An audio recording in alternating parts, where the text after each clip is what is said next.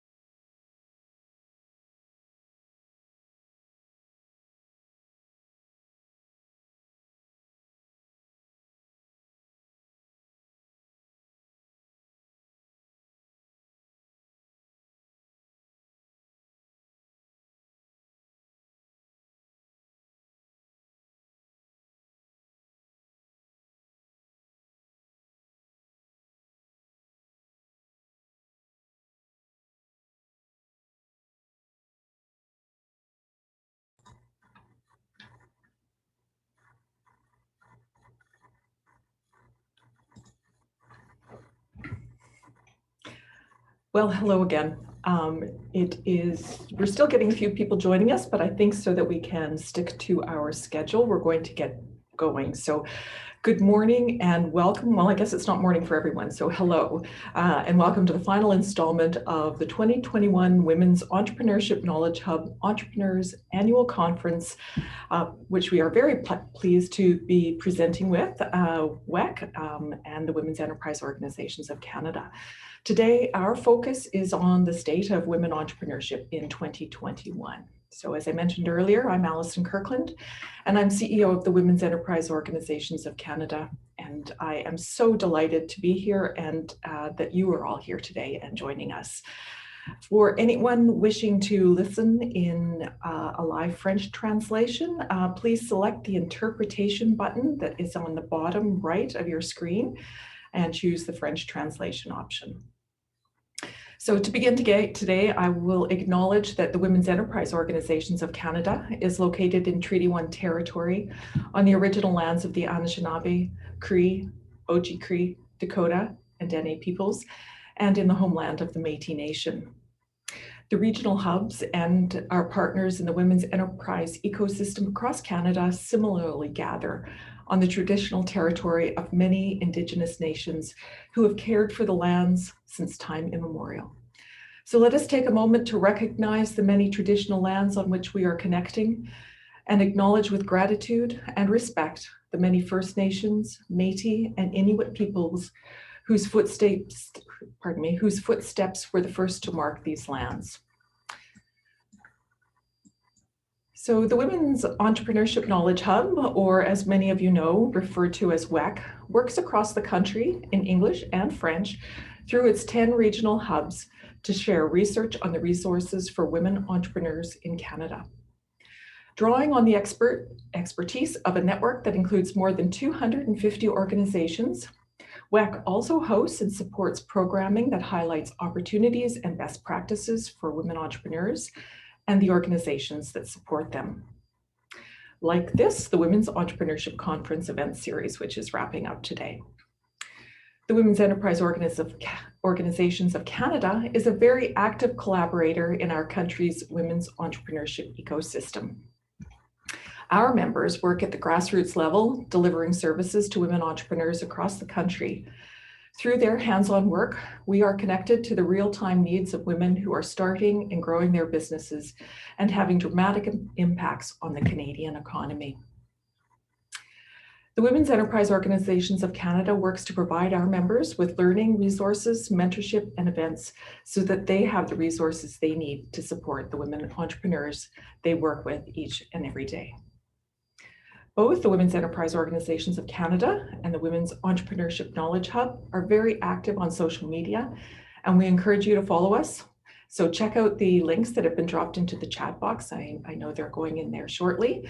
And we also encourage you to visit our websites, which are always being updated and added to. And so there's always a wealth of information to be found there. So now let's begin our interesting discussions for today that will take the first look at the results of WEKH's annual report, The State of Women's Entrepreneurship 2021.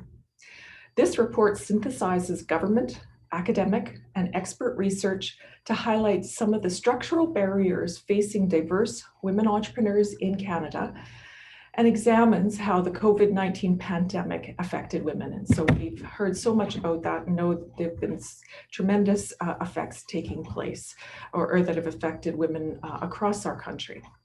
So I'm very pleased to introduce Dr. Wendy Cukier, who will deliver a special presentation on the key highlights of this upcoming report. As many of you know, Dr. Cukier, she is the founder of the Diversity Institute, the academic director of WEKH, research lead on the Future Skills Center, professor with the Ted Rogers School of Management, and one of Canada's leading experts in disruptive technologies, innovation, processes, and diversity and inclusion. I'm just tired reading that introduction, and so I'm not sure how Wendy gets everything she does, but we're looking forward to her presentation, and I turn it over to you. Thanks, Wendy. Thanks so much. My introductions often just make me feel very old because I've been doing this for a very long time. Welcome, everybody. I'm really pleased to have such a great turnout, and I know there was some back and forth, and we apologize for any inconvenience. The State of Women Entrepreneurship in Canada report will be released within the next couple of weeks. We're still putting the finishing touches on it and a number of the reports feeding into it, because it really is a compendium of a variety of research initiatives that we undertake and others undertake. And it gives us an opportunity to sort of check in where we are, progress that we've made, and where we need to go. I also just wanted to mention, further to Alison's introduction and land acknowledgement, that I'm speaking to you today from Toronto, which is the traditional territory of the Mississauga, the Anishinaabe, and the Haudenosaunee.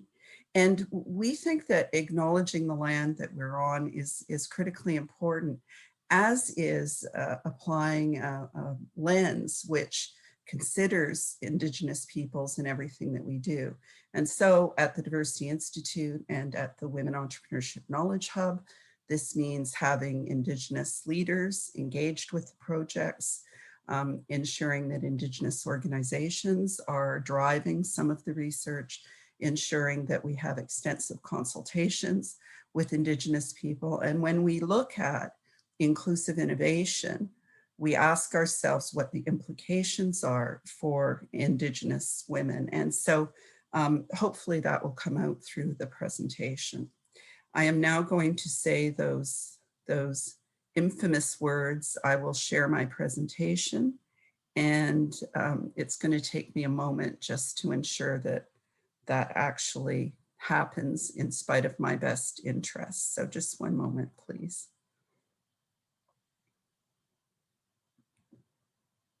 Okay.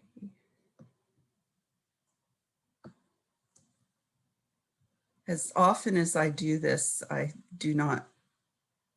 will never get a job on a game show as Vanna White, because it always takes too long. So, State of Women's Entrepreneurship in Canada. I'm going to just sail through this very high level. We can make the presentation available, and of course you'll all also get access to the PowerPoints. I just want to hit on some highlights and make sure that we leave enough time for the roundtable discussion as well as the minister. So a bit of an update on what we know about women entrepreneurship in Canada, because the data is really fragmented and uneven. And with the pandemic, it's much more difficult to get into Stats Canada, for example, to do custom data runs. So we don't have a lot of new things to report. Certainly when we look at the impact of COVID-19 on women generally and women entrepreneurs in particular, much of it has already been said, but it bears saying again.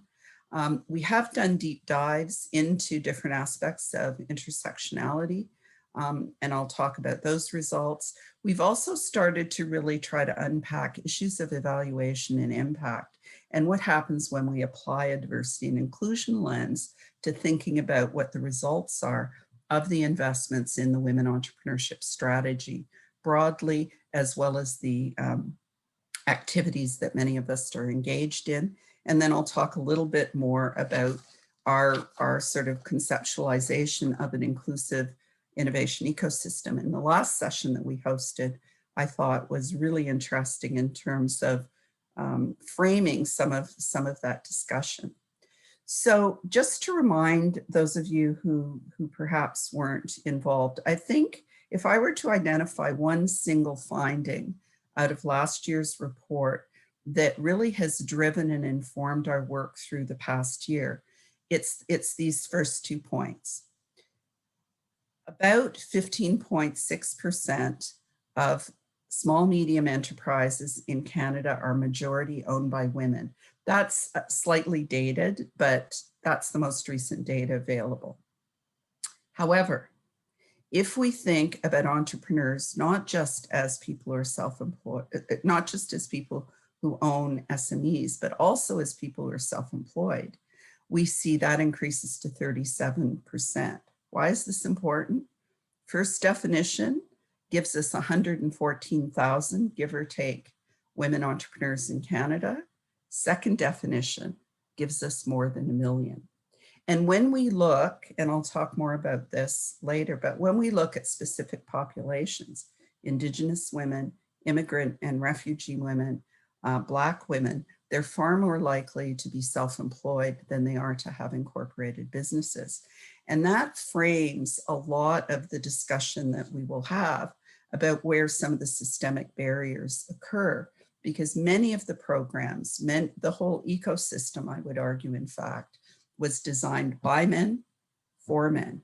And the criteria that are baked into many of the programs, the systems, whether we're talking about financial risk or access to certain kinds of grants, are predicated, for example, on the idea that entrepreneurs must be incorporated. So that's just one example of how the research really shed light on a structural issue that we have to address. We also know that women are more likely to have smaller firms, they're more likely to be in services, they're less likely to have employees. And when we talk about the impacts of COVID, we can see how those characteristics of women entrepreneurs make them particularly vulnerable. And so again, I'm not going to go through this in great detail other than to just reinforce some of the differences. Women are less likely to have paid help. Women are less likely to be incorporated. Women are more likely to be self-employed. And when we look at revenues, we also see gaps. We see that women entrepreneurs tend to earn less than women. We also see, than men.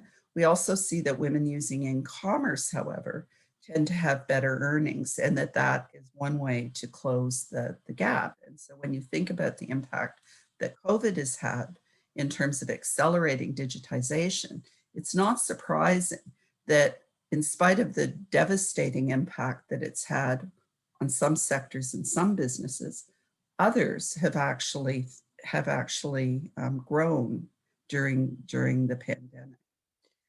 We sponsored some research that looks specifically at issues around scaling up, because of course, even though we know, and this is very important, that most programs, strategies, and so on really prioritize tech-based companies, focus on growth, etc. And women-led businesses and women entrepreneurs are often focused on other priorities and other goals. We'll talk about that more later.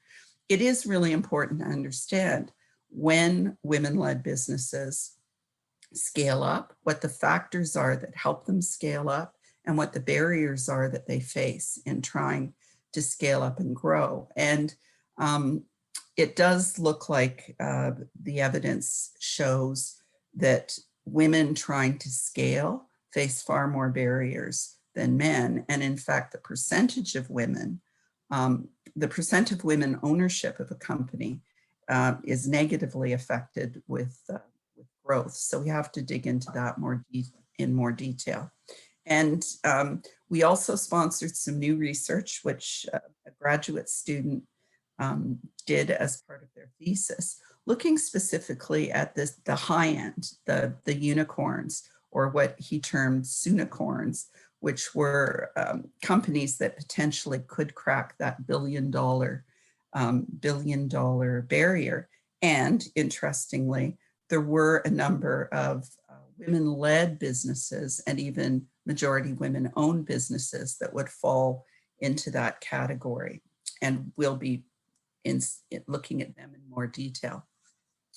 I won't dwell on this because I have talked about it before, but we know that COVID made everything worse. Where there were gaps, whether we're talking about employment gaps, wage gaps, inequalities based on race or indigeneity or disability, they're worse as a result of COVID. And we did a lot of research, and we collaborated with a lot of different organizations that showed any which way you cut this, women-led businesses, self-employed women, suffered more during COVID than their male equivalents or men equivalents. And this was in part due to the crushing burden of unpaid work and childcare, juggling homeschooling, and so on. But it also was a function of some of those structural differences that I highlighted in the beginning. And credit to the government, a lot of the programs were initially rolled out really targeting incorporated SMEs based on feedback we provided. They adapted to provide more flexible supports. Nevertheless, we know that the structure of women's entrepreneurship has made them more vulnerable. And when you layer onto that race or other dimensions of intersectionality, it's just worse. And again, this is not our data, this is Stats Canada data that we've been tracking. Women are more likely to be in the sectors most affected by COVID and least likely to be in the sectors, i.e. tech, which grew during COVID. We also know that when you compare women-owned and men-owned businesses, women lost more money and very few had their revenues increase. We know that women laid off more employees than men did who own businesses.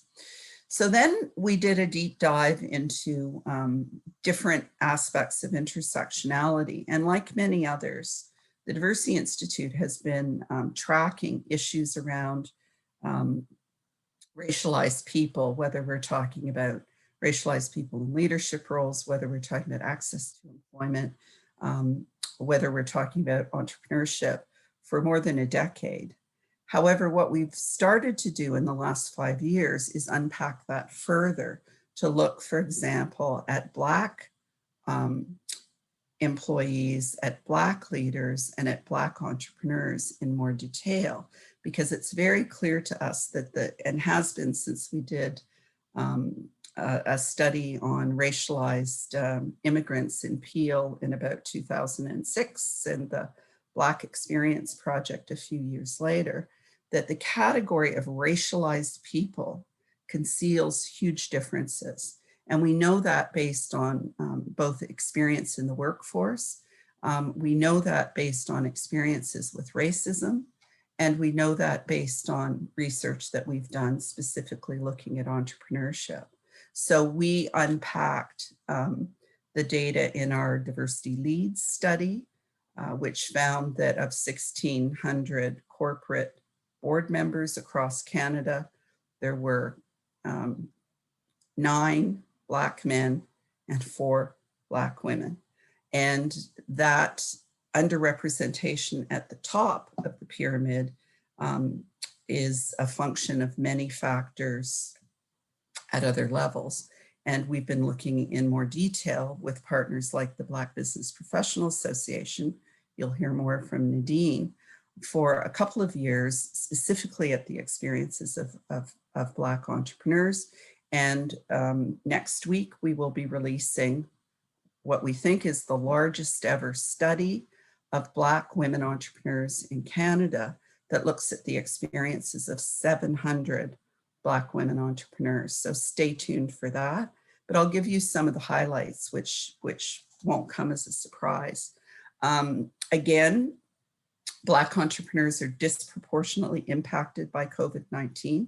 Nadine released a study in April that showed, in general, Black entrepreneurs were twice as hard hit as members of the Canadian Federation of Independent Business in terms of closures, in terms of loss of revenue, in terms of inability to take on additional financing.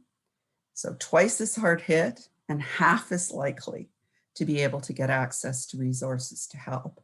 And that's a phenomena that we see with other groups, but it's particularly acute when we look at Black entrepreneurs. And then when you layer on gender, it just gets worse. And so there are a number of different projects that we've had over the last year focused on Black entrepreneurs generally, Black women in particular, and I'm sure Nadine will talk more about those.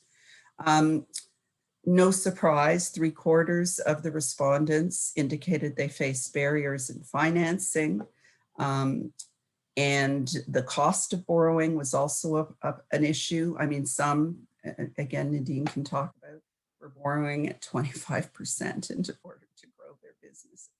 So there's a lot of complexity around access to financing. At the same time, we saw incredible resilience and innovation among these women entrepreneurs. We also collaborated with a number of, Indigenous organizations, and Ashley Richard, our Indigenous outreach coordinator, facilitated many consultations and meetings and did research herself, as did the Canadian Council of Aboriginal Business on our behalf. And what's interesting are things like Indigenous women are more likely to be self-employed than non-Indigenous women, for example. They're also more likely to export than non-Indigenous entrepreneurs, and they need different supports because half who live in North and remote communities do not, for example, have access to internet or in some cases even running water. So we did a deeper dive into some of those issues, and we were lucky having Shannon on the team to really help us better understand, for example, some of the complexity around financing Indigenous women face. We also just started, really just scratched the surface, working with Wanda Deschamps on looking specifically at women entrepreneurs living with disabilities. And it's interesting because I became sort of attentive to this actually many years ago when I worked on a book called Innovation Nation, From Java to Jurassic Park. And that at that point in time, there wasn't a lot of discussion of cognitive difference as an asset, but it was very clear that, and Forbes later said this, that cognitive differences in entrepreneurship can actually be an advantage. And Forbes, for example, called ADHD the entrepreneur's superpower. So one of the things that, one of the areas of research that we've just touched the tip of is starting to look at entrepreneurship for persons living with disabilities. Tanya Saba, who's on the panel, can talk about this endlessly and has done some really fine research digging into women entrepreneurship in Quebec. Quebec has the highest proportion of majority-owned women businesses. They also have the highest proportion of women leaders. We think that has to do with access to affordable childcare, but more research is required. Tanya has undertaken some very extensive research looking at the experiences of women in Quebec, which to a large extent are very similar to the experiences of women across the country. Gina Grandy has led some of our work looking at rural women entrepreneurs and some of the issues specifically for women in agriculture, which, by definition, farmers are entrepreneurs, but they're not often considered in the discussion. Evaluation. This is something that my executive director, Erin Roach, is passionate about, and we've been doing evaluations of entrepreneurship programs now for more than a decade. And what we're trying to do is not just use the traditional measures of, did people like their programs? Did it create jobs? Did the companies that went through grow their revenues? But also to start to unpack some of the systemic barriers that are actually built into what we count and what we don't count. And of course, organizations like SheEO have been particularly influential in pushing us to consider, for example, social impacts, as well as traditional economic measures. And in fact, Vicky's work really prefigures a lot of new work that's being done by the OECD in trying to understand innovation more broadly than technology commercialization, which looks at, the relationship between universities and startups in the ecosystem. And I don't have time to go into this, but it's in the report. One of the things that we did is, and we welcome more input from partners. One of the things we did was a number of organizations shared their data results, and we're putting it together because one of the things we believe we can show is that $5 million invested in women entrepreneurs produces as good or better results than $5 million put into an incubator. And it's not that I don't love the incubators, but there are often assumptions about investments in tech that frame it as risky but high payoff. And yet when we talk about investments in women entrepreneurs, often we get blocked. So we're working really hard to challenge some of those assumptions and try to produce good data to help make the case for more investments in women entrepreneurs. And of course, Vicky pushes looking at the SDGs as part of the framework. Again, we'll be able to share that in more detail. We had some really, really important feedback from initiatives like the Boss Women and Rise Up competition that made it very clear that a lot of women just need $5,000. And it's harder in some ways to get $5,000 than it is to get 50 or 100,000. And so one of the things we're also looking at is how we can start to reframe what's available in the ecosystem to better meet the needs of women. I'm conscious of time. I know we started a little late, so I'm going to wrap up at this point. Happy to share more information about the research, and of course you can read the report, and we'll have many, many more opportunities to talk about it going forward. Thank you very much. Thanks so much, Wendy. I think we could spend all day here just learning about the nuances and talking about all the intricacies of the women's entrepreneurship ecosystem. There's some really interesting data that you've shared, and I know that when we have the opportunity to see the report, it's going to be really revealing. So thank you for this wonderful overview, and we're looking forward to seeing that. I'm going to turn this over to the panel now, and we have some incredible women leaders who we're going to hear from in the next little while. So I'm going to just name them, and then I'm going to turn it over to our moderator. But I'm looking forward to hearing from Nadine Spencer, who is the CEO of BrandEQ and president of the Black Business Professional Association, and Wendy mentioned her earlier. We're also going to meet Tanya Priske, the executive director of the Center for Women in Business, and Tanya Saba, who is the BMO chair in diversity and governance at the Université de Montréal. Moderating today will be Shannon Pestun, who is the Senior Advisor, Business and Finance at the Women Entrepreneurship Knowledge Hub. And she is leading the Knowledge Hub's working in mapping Canada's financial ecosystem and helping to build programming that increases women's access to finance, social, and entrepreneurial capital. So over to you, Shannon, and the panel.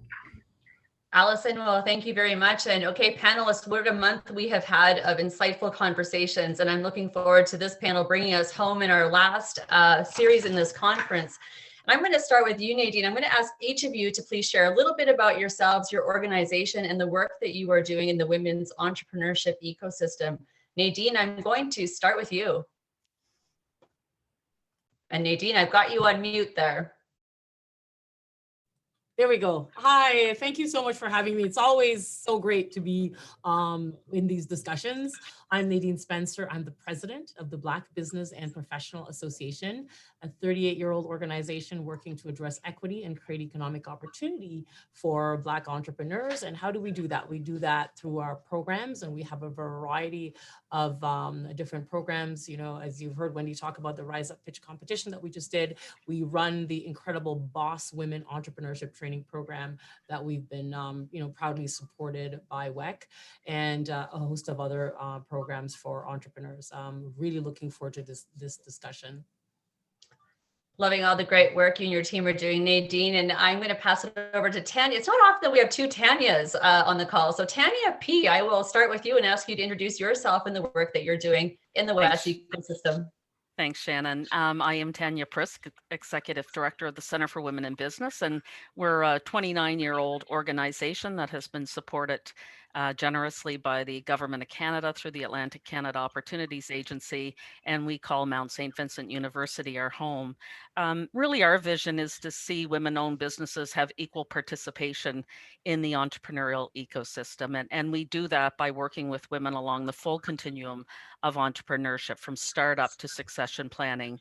We offer business advisories typical of other federally funded women's centers across Canada, but we really look to fill the gaps that we see in our ecosystem and work with other service organizations to really make sure that we fulfill that. Quickly, some of the things we work with high growth women. So we have a new program called Greater Heights for Growth. We've just launched an accelerator program for tech female founders, which complements other programming that's available here in our provinces. We work with youth on campus through our RBC Alliance of Young Women Entrepreneurs. So really making sure that those young women know about entrepreneurship as a viable career option, and really, focusing in on expanding markets for women. So we've pivoted to virtual trade missions and also really helping drive supplier diversity in the region. So much great work shaping not only today's women entrepreneurs, but the future of women's entrepreneurship as well. Thank you, Tanya. Tanya Saba, I welcome you to introduce yourself and your organization and the work you're doing in the women's entrepreneurship ecosystem. Of course. Bonjour, Shannon. So first, I'm delighted to be part of this closing event for the WEKH's annual conference. Really, it has been a difficult year for all, but I think also a great year.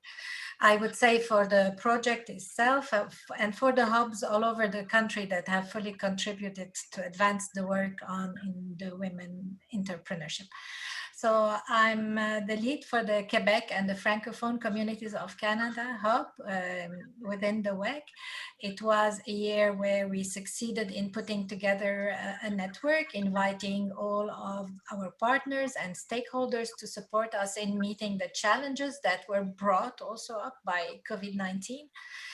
And I would say really the enthusiasm of the partners to take part in the WEKH was great, very engaging and very encouraging. So despite the difficulties, it was an unprecedented also opportunity to put forward the importance of women entrepreneurship really as an essential economic and social pillar. We have worked with partners, stakeholders, we have run surveys, roundtables to evaluate transformation to be put in place because of the challenges brought by COVID-19. and without ever losing sight, I would say, of the WEKH's primary mission, strengthening the ecosystem, understanding its weaknesses, informing, using evidence-based research to measure the measures to be put forward, also focusing on innovation, on inclusion and accessibility for a better representation and success of women entrepreneurs. It was quite a year for all of us. Merci, quite a year indeed, Tanya. Thank you. And I love the focus on, there's opportunities and challenges, and I can think of no better person to start off the next question again than Tanya, than you, to say that, yes, the impact of COVID-19 has been devastating, especially for diverse women. But let's talk about the silver lining. Are there examples of innovation and promising practices that are going to help us rebuild better? Tanya, I'm going to keep it with you. Did we just lose Tanya? No, I'm here. Did you lose me? Okay. So, well, I would say that first we have seen the effect of the women-led business failures on the economy, as Wendy was, putting this forward a few minutes ago. And while more than 85% of women in Quebec, for instance, are in businesses with less than 5 employees, their difficulty or their incapacity to overcome the crisis led to layoffs that have had considerable social and economical effects. Let's not forget that they account very significantly to the employment growth, although they are in businesses that are, 5 employees and less. Example of promising practices, I would say, include first, all support organizations had to quickly put in place mechanisms to help women entrepreneurs pivot and adapt to the crisis. And I think we have followed them, and this was really the resilience, the encouragements, and the support was great. Also, what we have seen is the acceleration of the digital shift, platforms, telecommuting, digital commerce as well. And I think this was really accelerated by the crisis. It had started, but it was accelerated by the crisis. Also, a greater sensitivity to the environment and sustainable development in business growth. So a significant turn in promoting also local consumption. So in my opinion, I think, and based on our work with WEKH, the most important contribution of the pandemic is to show that the impacts of women's entrepreneurship must be considered with greater consideration to its spin-offs in terms of capacity building, community involvement, improved quality of life, greater concern for well-being. And I think that if you consider all of these benefits, they offer unprecedented paths to also greater economic productivity and growth. And again, this is in line with the work that's been done on WEKH in how to measure differently the impact of women's entrepreneurship and also the contribution in the economic growth. Thank you, Tanya. Nadine, I'm going to ask you the same question. Are there examples of innovation and promising practices that you're seeing that are going to help us rebuild better? Absolutely. And, I have to start with the organization that I'm heading as president, the BBPA. Our work really demonstrates the possibilities and the impact, when we're intentional about opportunities to build capacity and target support to meet the needs of Black women, because that's the lens that I approach through is the lens of Black women, because I say all the time, when we talk about the state of women's entrepreneurship, we have to, my lens and our lens of the BBP is to specifically look at a focus on Black women entrepreneurs, because the numbers show that Black women entrepreneurs, we're sort of in the lower realm of things statistically, and so the supporting the needs of Black women entrepreneurs is very important. And one of the things in our organization that I'm very proud to list and note as the best practices is that we've come to sort of look at things as to why we work with Black women on an ongoing basis.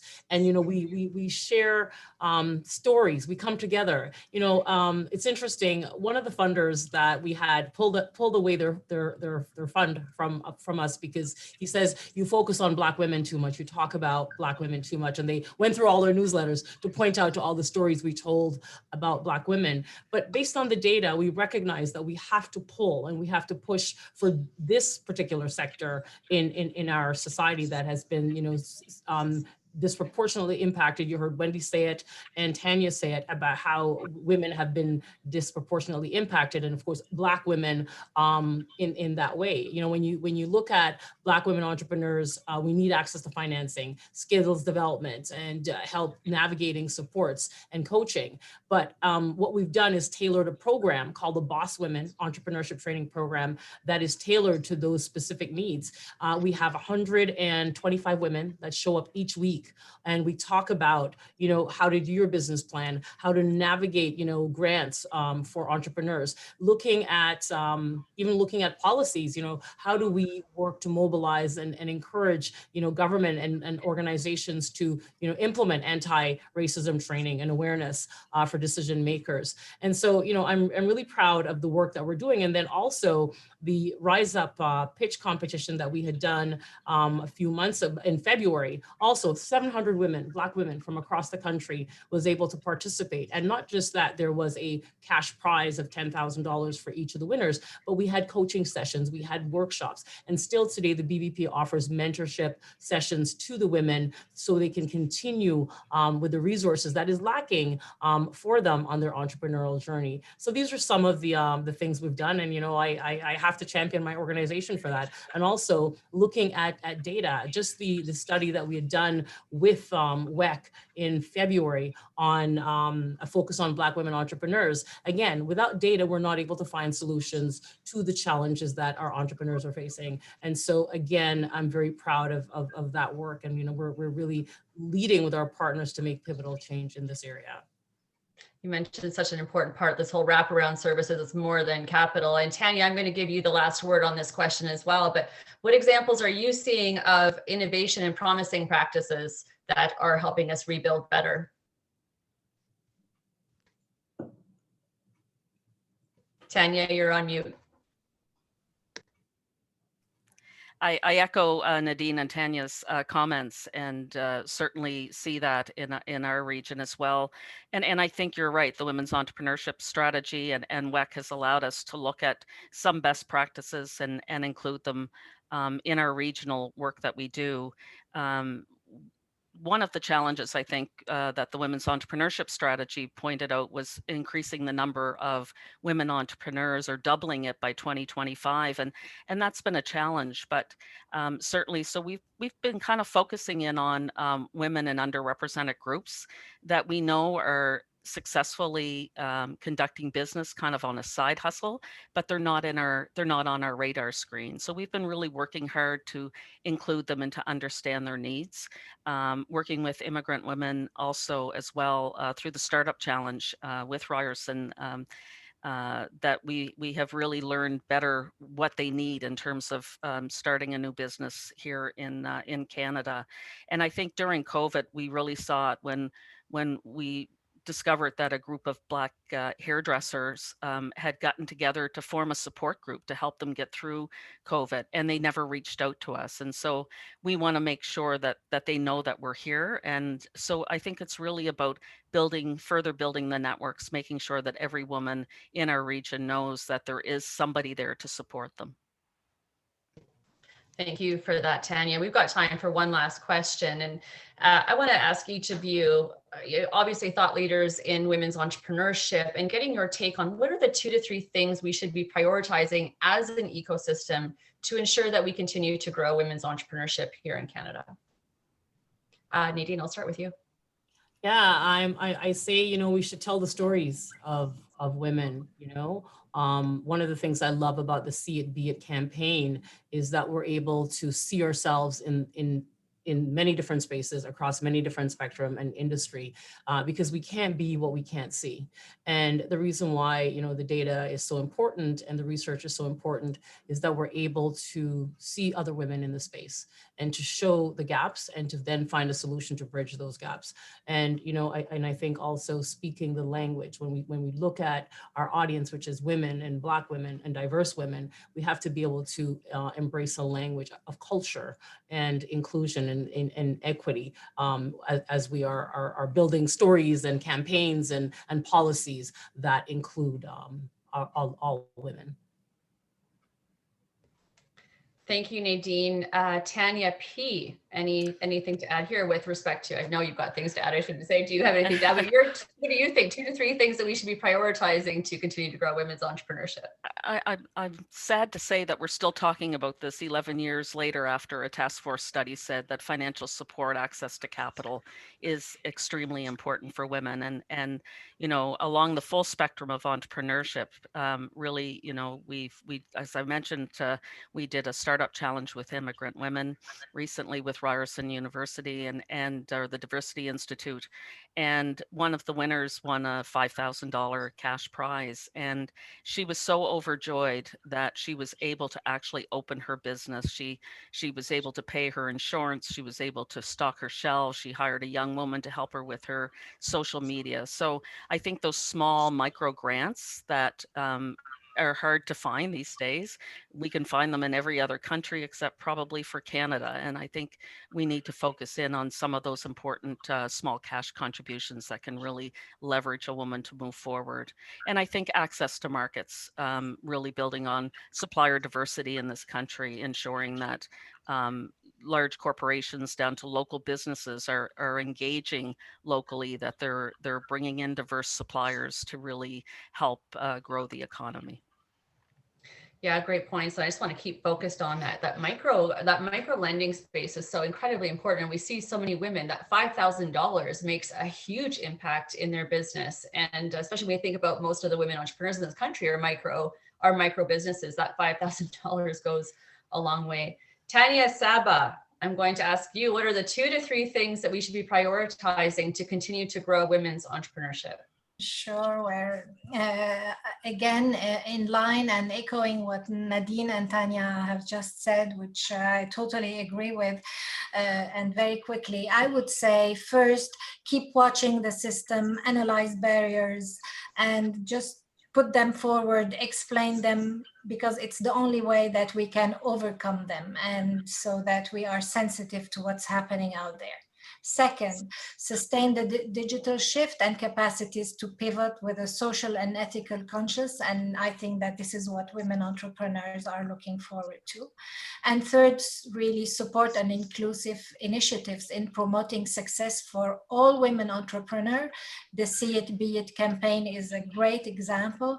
It's the way to increase the critical mass of women entrepreneurs out there, and especially encourage women to transition from intention, desirability to be an entrepreneur, to actual action and start businesses and upscale them. And I would finish with that. Shannon, I know that you're looking to the time is running again, and it has been really a great comments.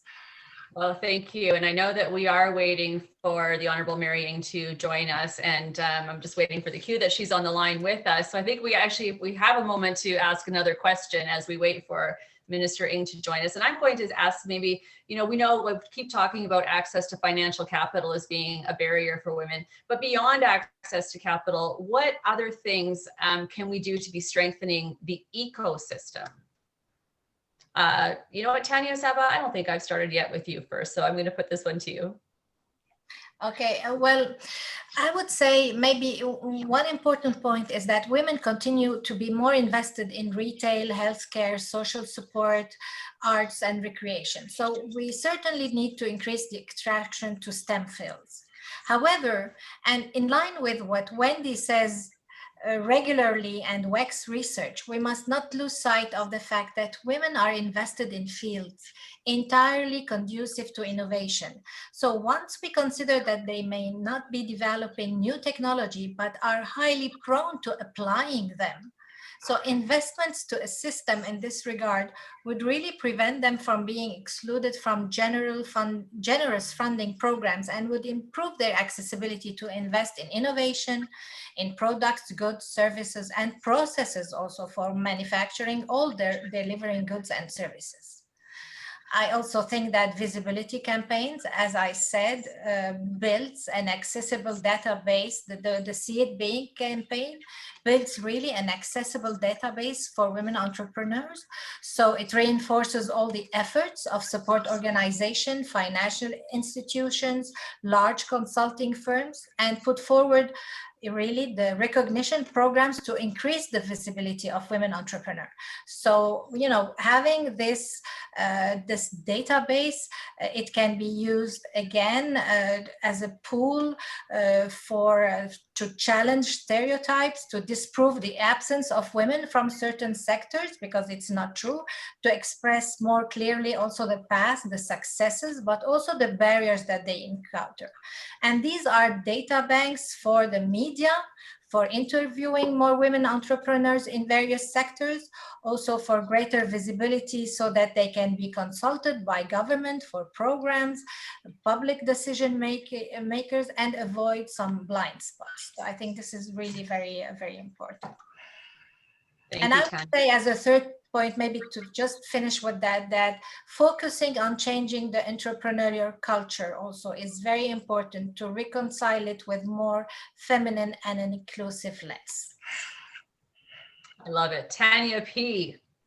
Gosh, I don't know how I can follow that, Tanya. I guess really when we're working with women entrepreneurs here on the ground, it's encouraging and continuing to help them scale their business. And sometimes that's difficult for women business owners. So really developing the tools and the provision of coaching and mentoring that really helps them elevate their business. It's fine for them to take some skills development, but it's the implementation that they want the help along the way. So I think if we can continue to look at ways that we're able to deliver that directly to those women, we'll continue to grow women's entrepreneurship in this country. Thank you, Tanya. And Nadine. Yeah, just 2 points. One is understanding, you know, meeting our women business owners where they're at and understanding that it takes courage. It takes courage to show up, to ask for the money, to ask for the help. It truly does take courage, and we need to support that. And, you know, most importantly, sponsorship. I think, you know, when I think about my own entrepreneurial journey, it was someone who took me by the hand and walked me into a bank and walked me into her network and said, this is how it's done. And we need more of that. We need to be so intentional about sponsoring women, other business women, and opening the doors for them and supporting them when they don't know what to do in a room or at a table. And that's key. Thank you. Let's just ask a question just about women entrepreneurs. Like, what have we learned about them during this time of COVID-19? I mean, there's been so many stories of resilience, so many new startups that have happened. What are you seeing in your respective environments with women's entrepreneurship? Like, what does the future look like? How are women showing up, and how have they been managing through COVID-19? And actually, I just got a note to say that the Honourable Minister Ng is here. And so I would like to thank all of you for your insights today, such amazing trailblazers, and grateful for all of your insights, grateful for all your passion and all the work that you continue to do.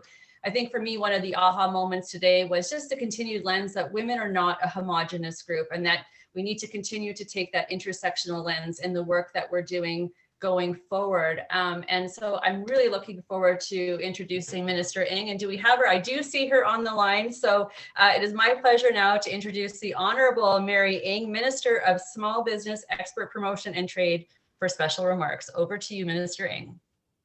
Hi, Shannon. Thank you for that introduction. It's so good to see you. And I caught a little bit of what Nadine says, and when, you know, and often when Nadine says something, I will always agree. So it's terrific to see you. And I know there are many, many others here who I wish I could do a special shout out to and to say hello. We'll have to find another time for that, but I'm so thrilled to be here. And it's terrific to join the closing session of the Women's Entrepreneurship Conference and the presentation of the 2021 State of Women Entrepreneurship Report. Now, trust me, I'm very interested in that report. Wendy knows this because I often poke and prod Wendy, but it's terrific that my good friend Wendy Cukier is leading the Women's Entrepreneurship Knowledge Hub and has had her fingers on the pulse of women entrepreneurship. And throughout this past challenging year, but I've known Wendy for many years, and not only has she had the pulse of it through this particularly challenging year for women and women entrepreneurs, she's always had the pulse of this and the important work that the Knowledge Hub is absolutely doing. Earlier this month, we all marked living with COVID-19 for a year. And it has been an incredibly difficult 12 months for entrepreneurs, especially for women entrepreneurs. You continue to face those systemic barriers to success, both as a result of this pandemic, and we certainly know that those barriers were there long before that. And as a feminist government, which I proudly serve in, we have been focused on supporting women right from day one when we were elected in 2015. It has been a top priority for me, certainly as a member of parliament, and as a privilege as the minister to be able to make sure we are making real progress for women. And I do this alongside a ally in the Prime Minister. And I believe we have made significant steps to reducing barriers and ensuring that women have the support that they need to succeed. And we're going to continue to do this very, very important work alongside all of you. Whether it is a gender-based analysis to inform our policies since 2017, the first of its kind, to making sure that the Canada Child Benefit that is helping parents. When you help parents and families, you're helping women. And investing just a little over $1 billion to support childcare. And making the commitment to universal childcare, which is not only good social policy, quite candidly, it is smart economic policy. So taking action in a kaleidoscope of ways, from income supports to raising children, to paid parental leave, to committing to that national strategy for learning and childcare that I just talked about, legislating pay equity, making sure that we have a strategy to address gender-based violence, and making inclusive investments to ensure that women-owned businesses can grow in Canada. And I have the very privilege of serving all of you and Canadians as the small business minister, but the international trade minister, and to be able to see how we support women business owners and entrepreneurs in that startup and in that scale up, but also in that growth into the international marketplace, is something that gives me immense joy to do every day. To me, we have important social policies that really are important economic policies for the country. We know that by advancing gender equality, I often say this, people ask me, when the opportunity arises to ask that, sort of give an answer for the one thing that's really important. And I say it this way because I kind of want people to catch their attention. I tell people that women's economic empowerment and adding and including women in the economy is really it's one number. It's a $12 trillion number. And the reason for that is that many of you have heard me say that in Canada, we can advance just simply by doing the one thing, which is advancing gender equality. We can add $150 billion to the Canadian economy in just a few short years. And if the world follows suit, that's where that $12 trillion comes from, to the global economy.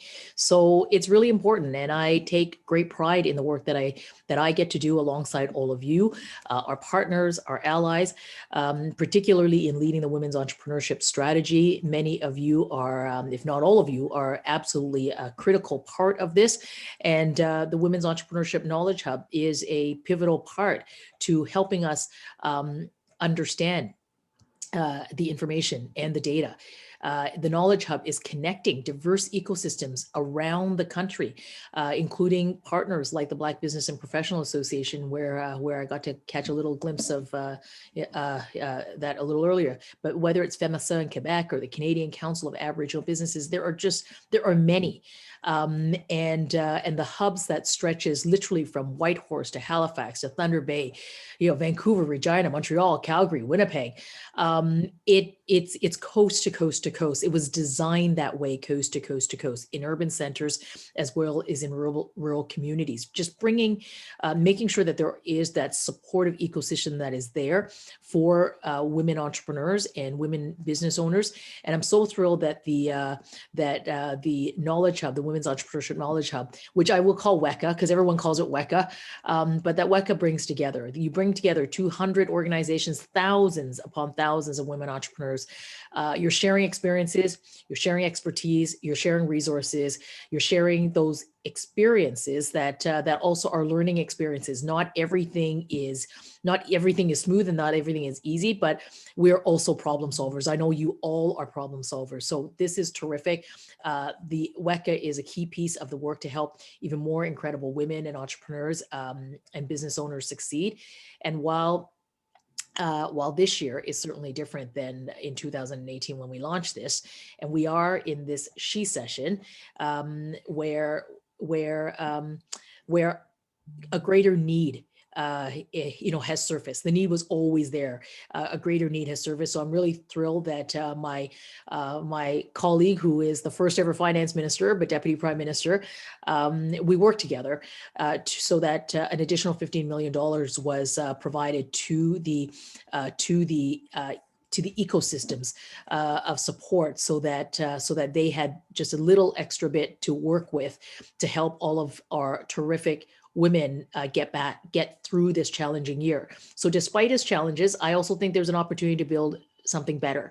And many of you heard me say this before. We're committed to an inclusive feminist recovery. Finance Minister announced yesterday that she will be tabling a federal budget very shortly, and I think you will see that our recovery must be one that includes 50% of all of us. So that's what I think today's event is all about as well, and how you have all come together and how WEKH has pulled you all together. Now more than ever, we do and we will promote women's inclusion in the economy. We're going to do that together. And I would like everyone who is watching to participate and just to take a little action. And it'll be your own, in small ways or in big ways, to advance women's economic empowerment.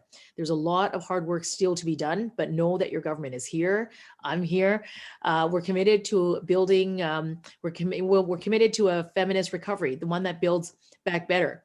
And with partners like WEKH, I know we're going to continue to support and promote diverse participation in our economy for the benefit of everyone, for today and certainly for tomorrow, our children and our grandchildren. We will get through this pandemic. That I am certain of. And we are going to build, and we're going to recover, and we're going to do that. And I'm looking forward to reading the 2021 State of Women's Entrepreneurship very, very soon. And all the very best to you. And the final word is thank you for everything you are doing, the resilience. And boy, I know, having talked to many, it hasn't been easy, but you're coming through this shining. And I couldn't be more proud than to walk alongside you in this work. So thank you so much for your terrific champions. You're all champions for me, and thank you for that.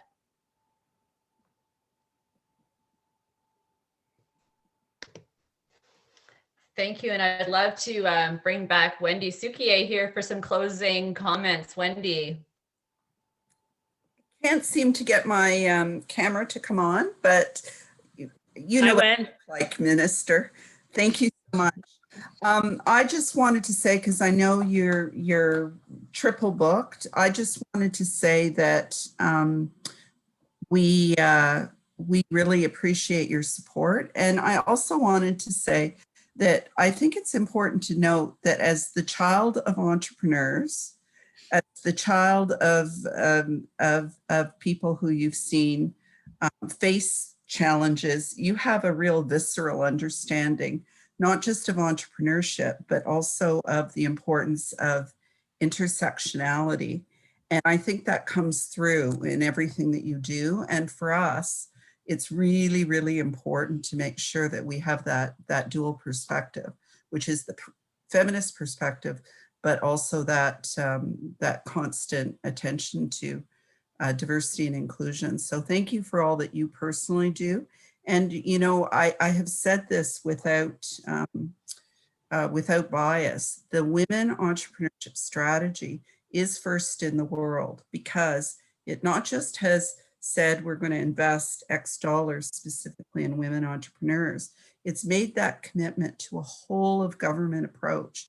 And we know based on the work that we've been doing with individual departments and the super clusters and the regional development agencies and the research councils and so on, there is genuine commitment to trying to identify where bias is built in to the ecosystem and finding solutions to make sure that we're leveling the playing field. So thank you for all that you do. And thanks for making the time today to join us. I know we're a little bit over.